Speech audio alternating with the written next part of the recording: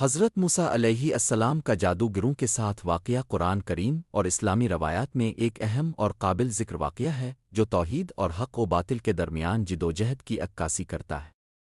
یہ واقعہ اس وقت پیش آیا جب حضرت موسیٰ علیہ السلام کو اللہ تعالیٰ نے بنی اسرائیل کی رہنمائی اور فرعون کے ظلم کے خلاف جدوجہد کے لیے منتخب کیا تھا۔ فرعون مصر کا ظالم بادشاہ تھا اور خود کو خدا کہلواتا تھا۔ اس نے بنی اسرائیل کو غلام بنایا ہوا تھا اور ان پر بے شمار مظالم ڈھائے تھے۔ حضرت موسیٰ علیہ السلام اللہ کے حکم سے فرعون کے دربار میں گئے اور اسے اللہ کی وحدانیت کی دعوت دی۔ حضرت موسیٰ علیہ السلام کے ہاتھ میں ایک لاٹھی تھی جسے اللہ تعالیٰ نے معجزے کے طور پر دیا تھا۔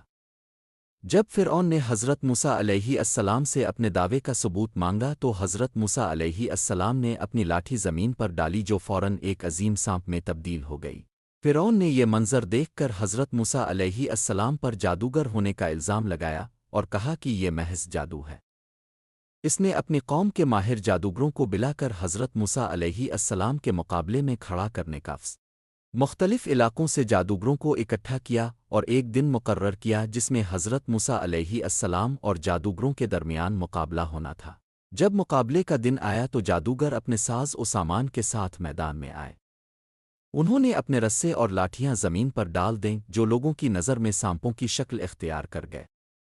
لوگوں نے اس جادو کو بڑا حیرت انگیز سمجھا اور فرعون کو حق پر سمجھنے لگے۔ لیکن حضرت موسیٰ علیہ السلام اللہ کے حکم سے پر اعتماد تھے۔ انہوں نے اللہ کے حکم سے اپنی لاٹھی زمین پر ڈالی جو ایک حقیقی اور عظیم سانپ میں بدل گئی۔ حضرت موسیٰ علیہ السلام کا سانپ جادوگروں کے سارے سانپوں کو نگل گیا۔ جب جادوگروں نے یہ منظر دیکھا تو وہ فوراً سمجھ گئے کہ حضرت موسیٰ علیہ السلام کا معجزہ جادو نہیں بلکہ اللہ کا سچا نشان ہے۔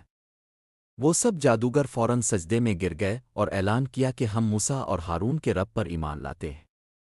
فرعون اس اعلان سے سخت غضبناک ہوا اور جادوگروں کو دھمکیاں دینے لگا کہ وہ ان کے ہاتھ اور پاؤں کاٹ دے گا اور انہیں سولی پر چڑھائے گا۔ لیکن جادوگر اب ایمان لا چکے تھے اور انہوں نے فرعون کی دھمکیوں کی پرواہ نہیں کی۔ اس واقعے سے واضح ہوتا ہے کہ اللہ کا دین سچا ہے اور حق ہمیشہ باطل پر غالب آتا ہے۔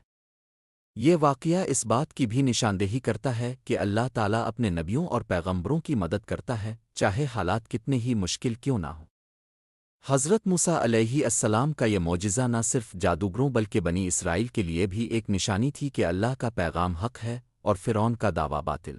یہ واقعہ ایمان اور یقین کی قوت کو اجاگر کرتا ہے اور یہ درس دیتا ہے کہ باطل کتنی ہی کوشش کر لے حق ہمیشہ سر بلند ہوتا ہے۔ حضرت موسیٰ علیہ السلام کا فرعون کے دربار میں جادوگروں سے یہ مقابلہ قرآن کریم میں ایک عظیم الشان واقعہ کے طور پر بیان ہوا ہے جس سے دنیا کو یہ سبق ملتا ہے کہ صرف اللہ ہی حقیقی قوت کا مالک ہے۔